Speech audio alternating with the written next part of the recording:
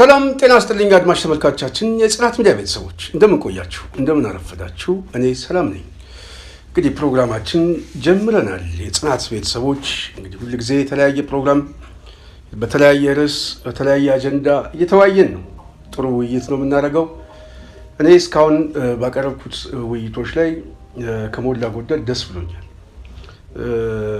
ብዙ ሰዎች አስተያየት በውስጥም በውጭም የሚሰጡን ሰዎች አሉ ገንቢ ሐሳብ የሚሰጡ አሉ በተለይ ከጽናት ሚዲያ የተለያየ ፖለቲካ ግንዛቤ እኛ ባለን የመረዳት አቅም የተለያዩ ትምህርቶችን እየተማማርንበት እንደሆነ ሲገባኝ የበለጠ ደስ ይለኛል ሰሞኑን በሶሻል ሚዲያ መጥቻለሁ ሶሻል ሚዲያ ላይ በተለይ ፌስቡክ ላይ ብዙ አቁሜ ነበር ከጽናት ሚዲያ እንቅስቃሴ ውጪ አሁን ግን ትንሽ ሶሻል ሚዲያ ላይ ሐሳባችንን እናምጣ ብለን ወደ ሶሻል ሚዲያ እንግዲህ አንዳንድ ሐሳቦችን ያመጣን ነው ኦህዴዶች በጣም ተረብሸዋል ደንግጠዋል ገባኛል በተለይ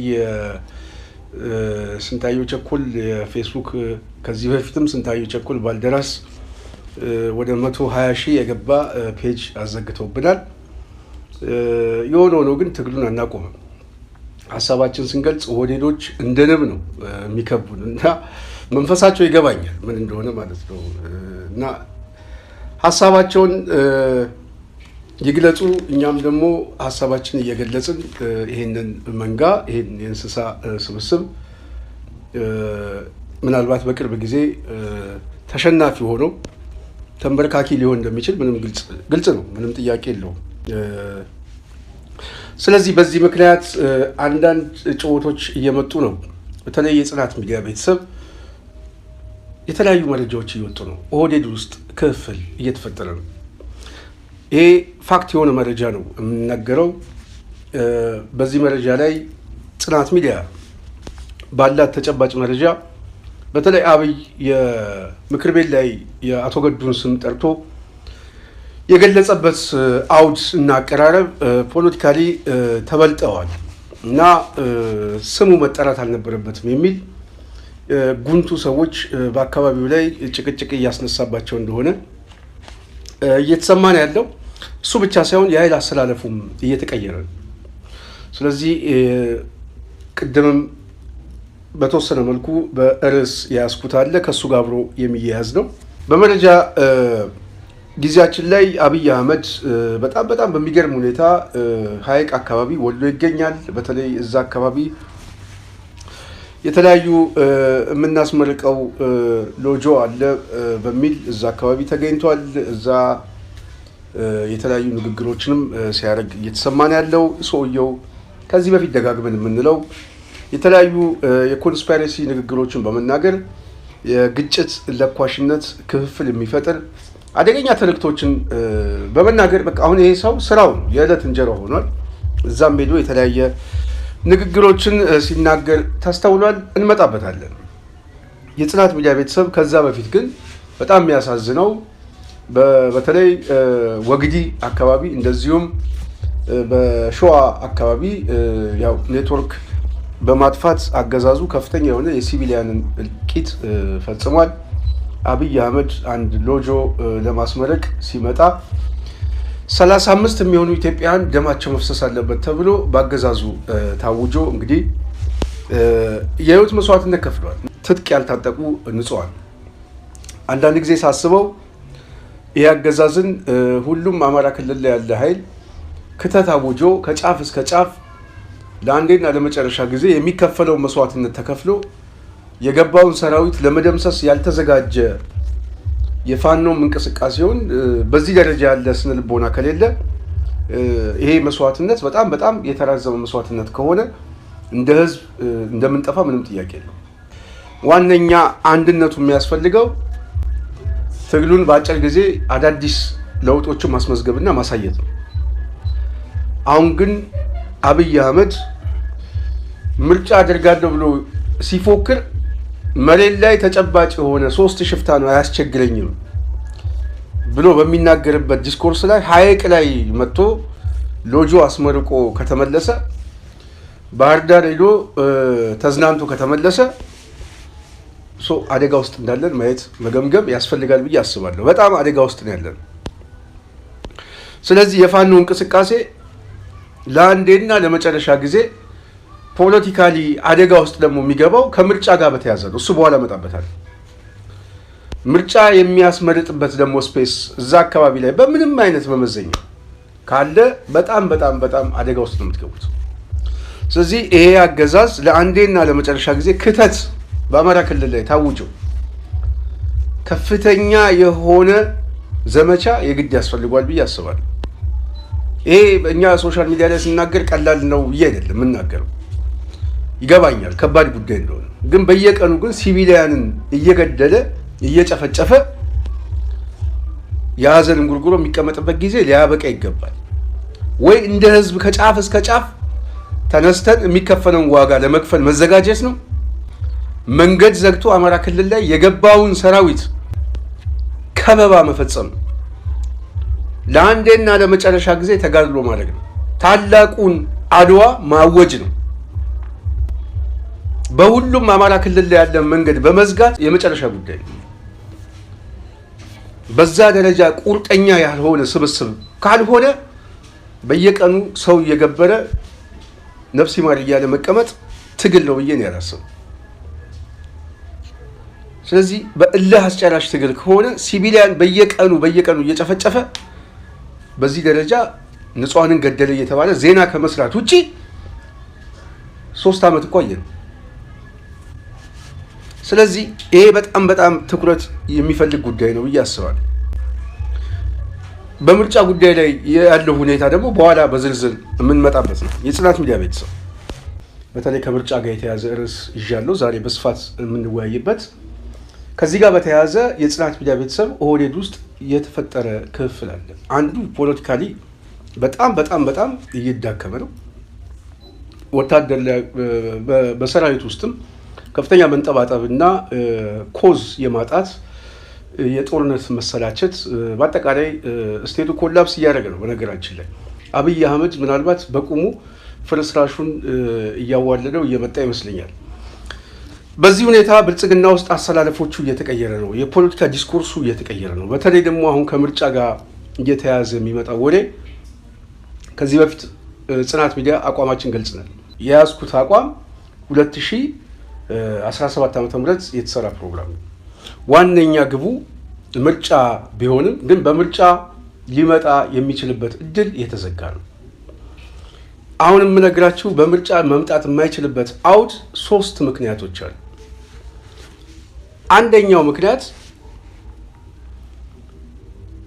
የሻዕቢያ ጉዳይ ነው። በሻዕቢያ በኩል ከፍተኛ የሆነ የስነ ልቦና ዝግጅት ከማድረጉ በላይ የመሳሪያ ዝግጅት እያደረገ ነው። አብይ አህመድ ደግሞ ታክቲካሊ የፕሮፓጋንዳ ዲስኮርሱን አስቀድሞ አቅም መገንባት ከቻለ ወደ ጦርነት የመግባት እድል ነበረ።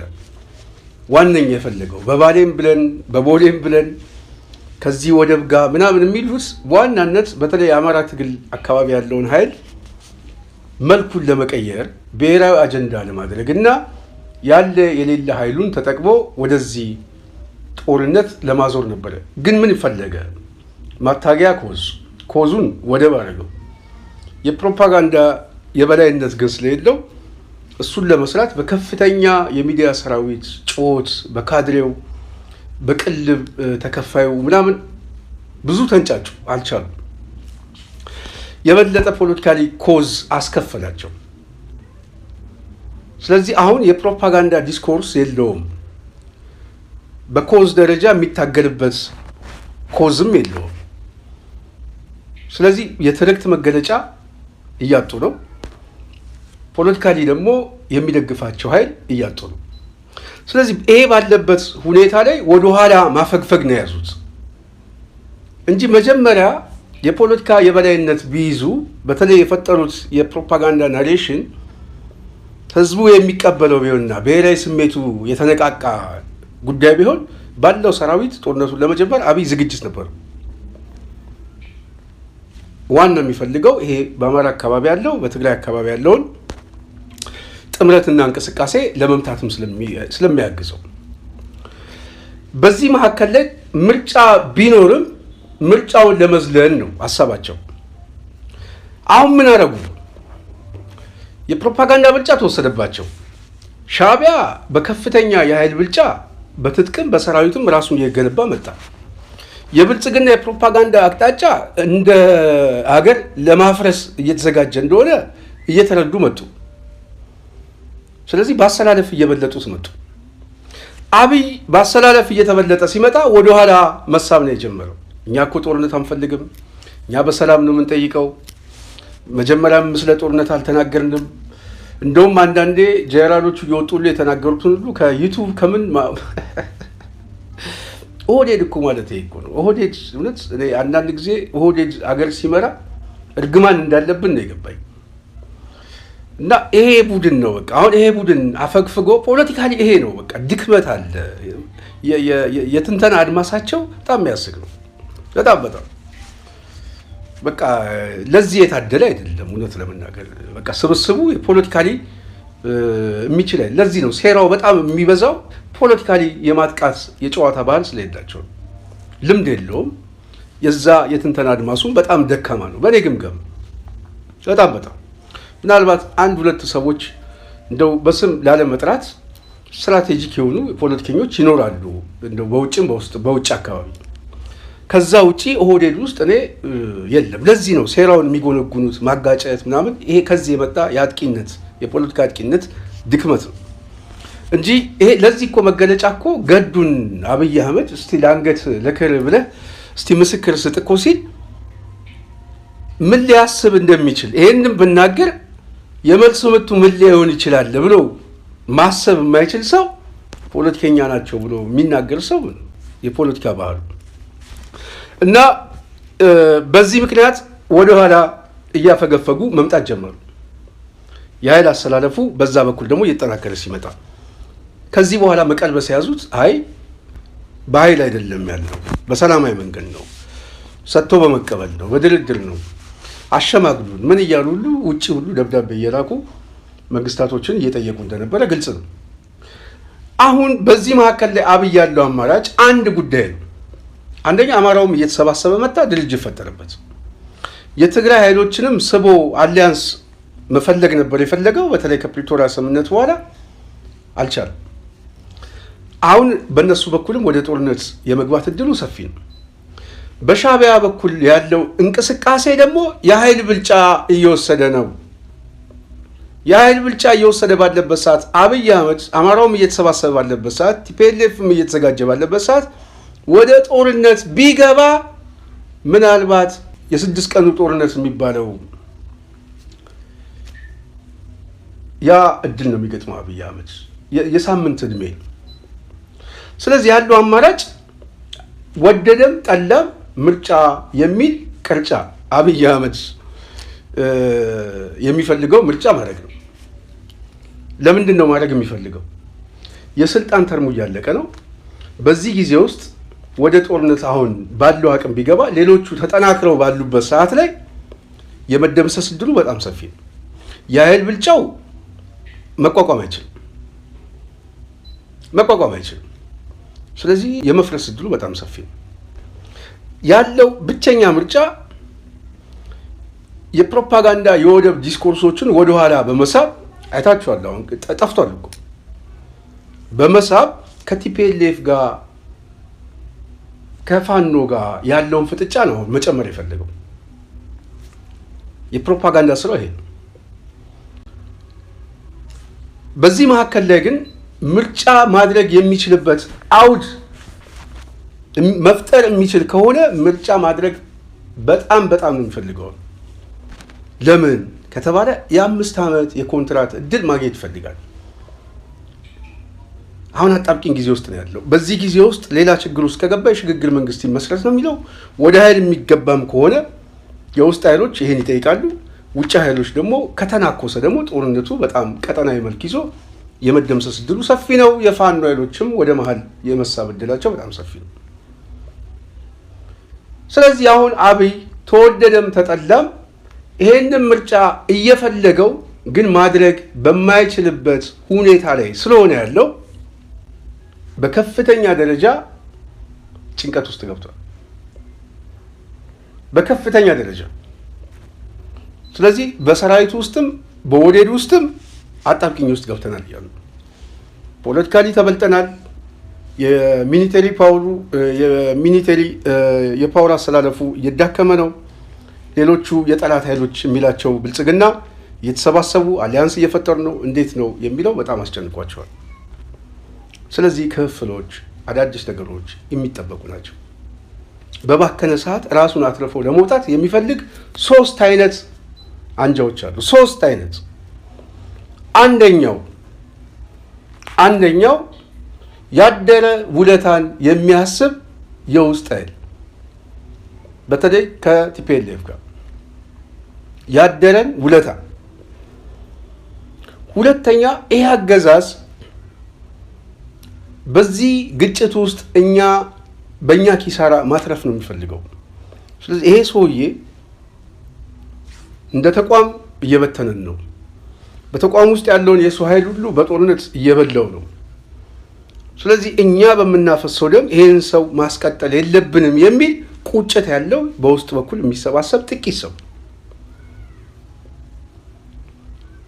ሶስተኛው ምናልባት ይሄ ሰው ግጭት ለኳሽ ቀጠናዊ የሆነ መልክ ይዟል። የፋኖ ኃይሎች እንደውም የቀንዱ ቀንድ ብሎታል፣ የሽብርተኝነት ቀንድ።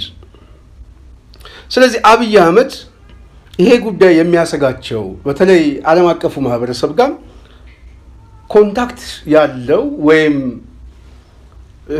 ታክቲካል በሆነ መልኩ የውስጥ ትግል ማድረግ የሚፈልግ ውጫዊ ኔትወርክ ያለው በተቃውሞ በምንም ያለው ኃይል ሶስተኛው ኃይል ይሄ ወደ እንቅስቃሴ ሊገባ ይችላል። ስለዚህ በዳር በኩል ያሉት ኃይሎችም ተስበው የመምጣት እድላቸው አሁን ነው። ምክንያቱም አብይ ምርጫ ማድረግ የሚችልበት እድል ከተፈጠረ በተራዘመ ጊዜ ውስጥ ወደ ጦርነት ሊገቡ ይችላሉ። ይሄ ደግሞ ከፍተኛ ኮስት ውስጥ ያስከፍላቸዋል። ስለዚህ ምርጫ ማድረግ እድል አይሰጡትም። አብይ አህመድ ደግሞ አሁን ያለችው እድል ምርጫ ማድረግ ነው። ኦንላይን ላይ የሚሆን ምንም ይሁን ብቻ አብይ አህመድ በቃ ምርጫ የሚል ነገር ብቻ መስማት ይፈልጋል። በዛ አሸንፌ መጣው የሚታወቅ ነው ምርጫ ውጤቱ ስለሚታወቅ። ሌሎች ኃይሎች ደግሞ ከምርጫው አኳያ ካየነው የፋኖ ኃይል ምርጫው ማድረግ አብይ አህመድ በየትኛውም መልኩ የሚያስችል ሁኔታ ከፈጠረለት ፋኖ አሁን ካለው ቁመና 50% ይወርዳል። ምናልባትም የፋኖ የኃይል አሰላለፍ በከፍተኛ ደረጃ ይዳከማል ብዬ አስባለሁ። በጣም ሌላ ተገዳዳሪ ኃይል ሰው ለማየት ሊገደዱሉ ይችላል። እስከዛ ድረስ ሊሄድ ይችላል። ይሄ ፖለቲካሊ ትንተና ነው የምሰጠው። ትክክል አይደለም ነገ ጧት የምናየው ነው አብረን። አብይ አህመድ አማራ ክልል ላይ ምርጫ አድርጎ የሚያስችል አውድ ፈጥረውለት አረጋ ከበደ የሚሆን ተመስገን በምርጫ መጡ የሚል ነገር ከተሰማ በጣም ብዙ ትንተና የሚያስፈልገው ነው። በጣም ሆም ተብሎም ተለቆላቸው ነው የሚል መላምት ሁሉ ሊያሰጥ ይችላል። መላምት። ስለዚህ የፋኖ እንቅስቃሴ አደጋ ነው።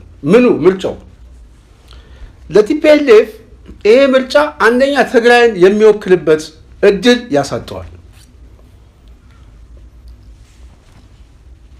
በዚህ ምርጫ ውስጥ አብይ አህመድ አማራ ክልል፣ ኦሮሚያ ምናምን በተወሰነ በኩ የተለያዩ ክልሎች ላይ በሚያገኘው የተወሰነ ድምፅ መንግስት መስልቻለሁ ብሎ ጦርነቱን የበለጠ ሊያሰፋው እንደሚችል ግልጽ ነው። በተለይ ጊዜ አስተዳደሩ የቀረው 3 ወር ነው 2 ወር አካባቢ። ስለዚህ ከዛ በኋላ ደግሞ በምርጫ የሚመጣ ስርዓት መንግስት ካልመጣ ቲፒኤልኤፍ አደጋ ውስጥ ነው የሚገባው። ስለዚህ ያለው ምርጫ ከምርጫው በፊት ወደ ጦርነት የመግባት እድሉ በጣም ሰፊ ነው።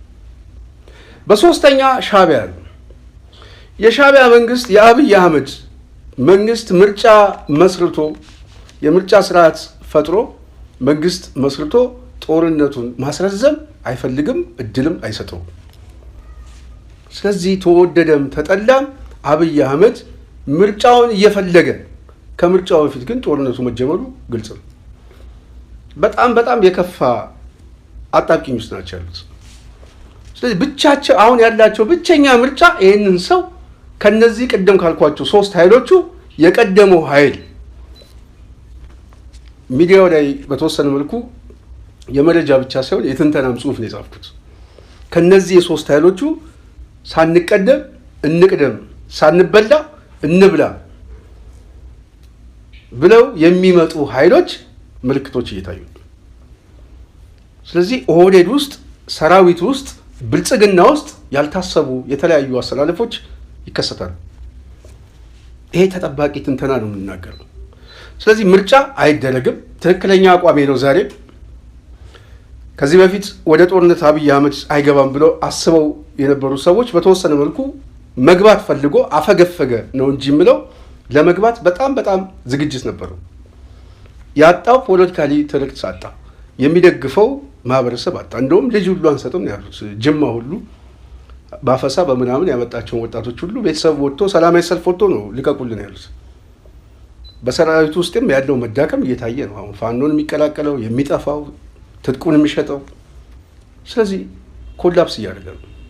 ተቋማዊ መፈረካከስ እየመጣ ነው። ስቴቱ በአጠቃላይ እየፈረሰ ነው። ፖለቲካሊ እየፈረሰ ነው። የሚዋጋበት ኮዝ እያጣ እየፈረሰ ነው። ኢኮኖሚካሊም ሊያዋጋው የሚችል የፋይናንስ ድርቀት መጥቶት ዛሬ ሰው የሚበላው አቶ የዳቦ ያለ እያለ ነው። ስለዚህ አብይ ከወዲሁ እየፈረሰ ነው። እኔ የምሰጋው ህዝቡ ላይ እንዳይፈርስም። እኔ ኦህዴድን ሰብሰብ አድርገን ብልጽግናን ሰብሰብ አድርገን ራሱን ችሎ እዛ አካባቢ ላይ መቅበሩ የተሻለ ይመስለኛል ብዬ አስባለሁ። ራሱን ችሎ እንዲወድቅ፣ ህዝቡ ላይ እንዳይወድቅ ነው እኛ መጠንቀቅ ያለብን። ስለዚህ ምርጫ የሚባል ነገር ያበቃለት ጉዳይ ነው። የሰሜን ኃይሎች አሰላለፍ በጣም በአጭር ጊዜ ውስጥ ምናልባትም እንደ ወር ባልሞላ ጊዜ ውስጥ ሁሉ ነገሮች ይለወጣሉ። አሁን ጊዜው ስለሆነ ታይሚንግ ነው። ከዚህ በኋላ የስርዓቱ መበተኛው ሰዓት ነው። እስከ ግንቦት እስከ ሰኔ ድረስ ያለው ጊዜ የብልጽግና ስርዓት የሚበተንበት ታይሚንግ ነው። በነገራችን እኔ የምጠብቀው ያለ ይሄ ምርጫ ጉዳይ ምናምን እሱ የሚታሰብ አይደለም። ይሄንን ያመጣሁት ዋናው የዶክተር ደሳለኝ ጫኔ በሶሻል ሚዲያ ላይ አሳውቀዋል። ምንድን ነው ያሳውቀው? በሚቀጥለው 7ኛ ዙር ምርጫ ላይ አልሳተፍም። የማልሳተፍበት ምክንያትም ነፃ፣ ፍትሃዊ፣ ገለልተኛ የሆነ ምርጫ ይደረጋል ብዬ ስለማላምን፣ እሱ ብቻ ሳይሆን አጠቃላይ ሀገሪቱ ያለችበት ቀውስም ለዚህ ሁኔታ የሚጋብዝ አይደለም። ትክክል። ይሄ ለተቃዋሚ ኃይሎች የሚያስተምር ነው። በነገራችን ላይ አሁን ምርጫ ቦርድ ገንዘብ ይመድባል። ያችን የገንዘብ ዳረጎት ለመቀበል የሚያሰፈስፍ ተቃዋሚ እናውቃቸዋለን። ከዚህ በፊት የጎዳና ሰዎችን እየሰበሰበሉ ውጭ አስመዝግብ ያለው የተለያዩ አካባቢ ላይ የሄደ በተለይ በመሸታ ቤት የሚሰሩትን እህቶቻችን ገንዘብ እየሰጡ የአካል ጉዳተኛ የሴቶች መጠን ይህን ያህል ሴቶች አሉን ብለው ከምርጫ ቦርድ ስማቸውን አስገብተው 11 ሚሊዮን ብር የተቀበለ ሰውየው ሊቀመንበር፣ ሚስቱ ጸሐፊ፣ ልጁ ቃለ ጉባኤ የምትይዝ ሰው እናውቃለን። አዲስ አበባ ነው የምነግራችሁ። እንደው ታዋቂ ሰው እንደው ተቃዋሚም ተብሎ ታስሯል። ይሄ ሰው ግን ማህተብ ኪሱ ላይ ይዞ የሚዞር ሰው ነው። እነዚህ አይነት ሰዎች ናቸው ምርጫ ቦርድ ሄደው ሰው የሚያስገቡት። አብይ የሚፈልገው በዚህ ውድድር ውስጥ እንደ ተሳታፊ ከመጠቀም ውጪ ውጤቱ ምርጫ እኮ በዋናነት የሚያስፈልገው ለውድድር እኮ ነው። የማናውቀውን ውጤት ልንበይ ነው። የሰውን ምርጫ እድል ልንሰጥበት፣ በፍትሃዊና ገለልተኛ በሆነ ዳኝነት ምርጫውን ልንቀበል ነው። ምርጫ እኮ የሚያስፈልገው የሰዎች ፍላጎት የሚበየንበት እኮ ነው። አብይ እኮ ፍላጎታችንን ዘግቶ የራሱን ፍላጎት የራሱን ዳኛ አስቀምጦ ጠበንጃ ይዞ ፖሊስ ጣቢያ ይዞ የራሱን ኮሮጆ ይዞ ቆጣሪም ራሱ ታዛቢ ማስቀምጦ ኑና እንወዳደር የሚል ሰው እኮ ነው። ምንም እኮ ለውድድር የሚያበቃ እድል እኮ የለው።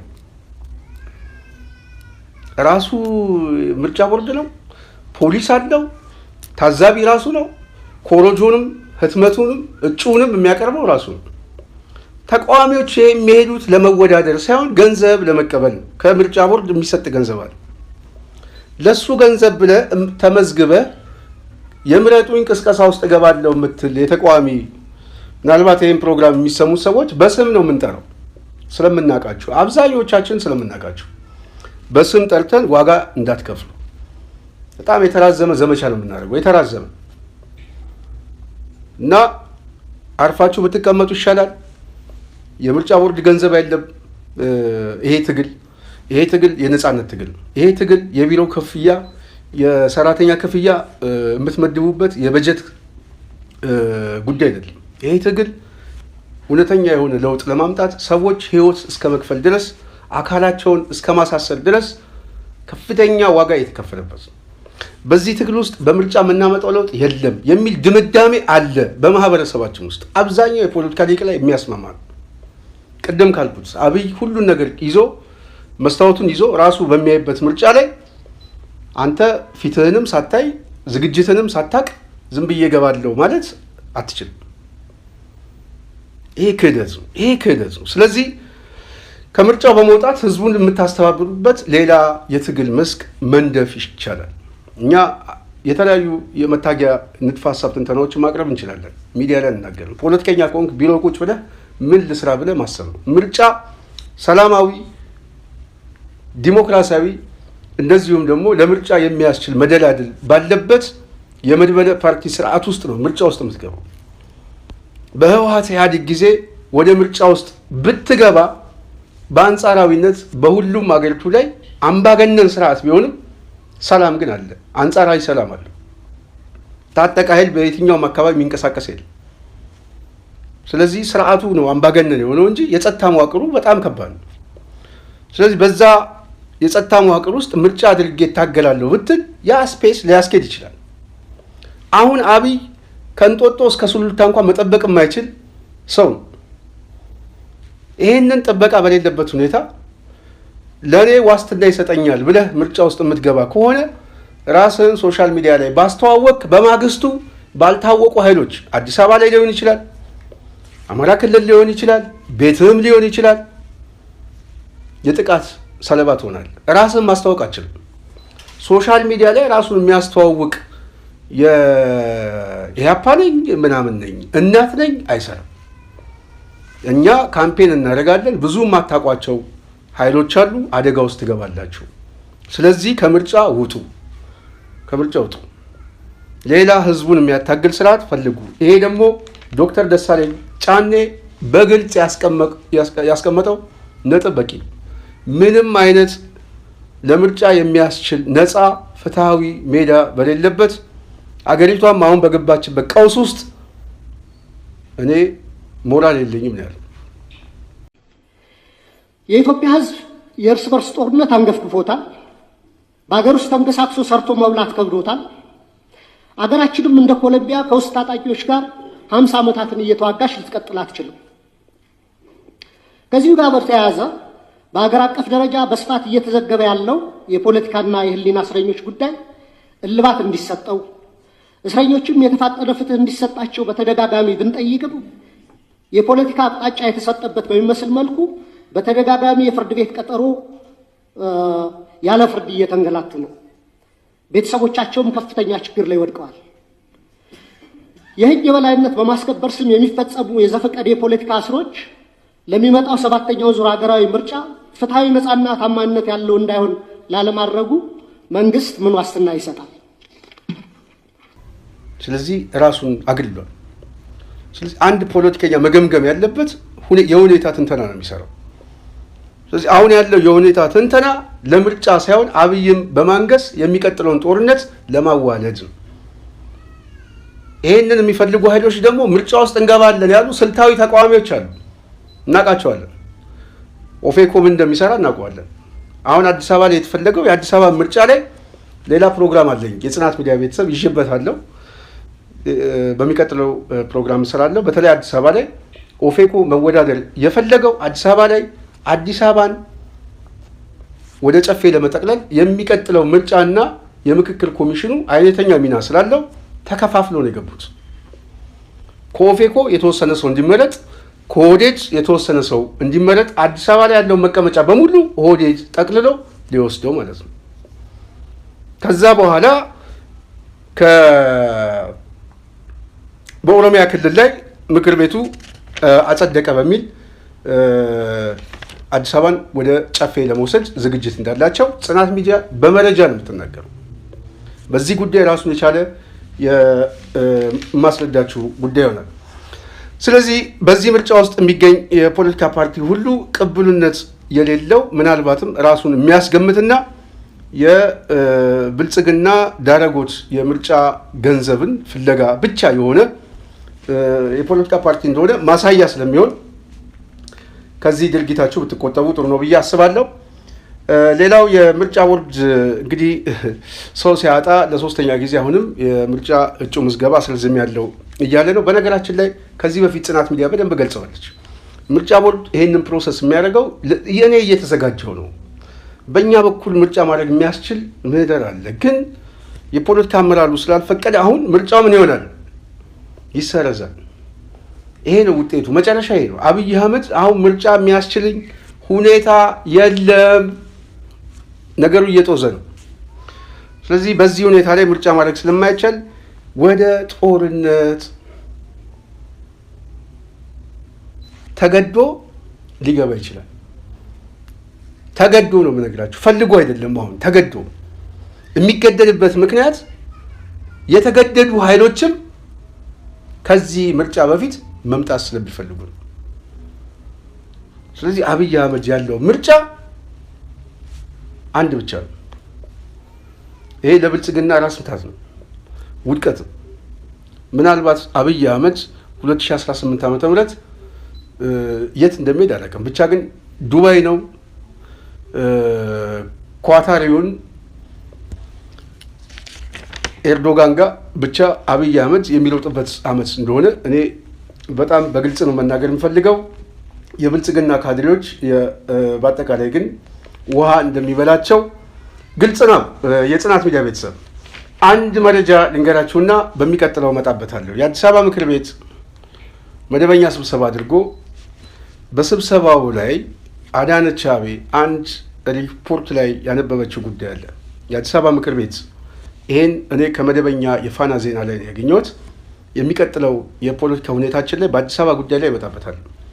የአዲስ አበባ ነዋሪ ምን ብለው በየኑት? በዘመናት መካከል የተመላለሰብንን የድህነትና የኋላ ቀር ታሪክ እንዲሁም ጉስቁልና ገጽታን እየፋቅን ከመጥፎ ጠረን እየራቅን ከድንግዝግዙ እየተላቀቅን አሁን ወደምንገኝበት የተጨበጠ እና ወደሚታይ ብርሃን ምዕራፍ ተሸጋግረናል ይላል። ይሄ ቅድም እንዳልኳችሁ ኋላ ቀር የሆነ ታሪክ ነው የሚለው። ልብ በሉ። በዘመናት መካከል የተመላለሰብን የድህነትና ኋላ ቀር ታሪክ እንዲሁም ጉስቁልና ገጽታውን እየፋቅን አዲስ አበባን ነው እንደዚህ የሚሉት ከመጥፎ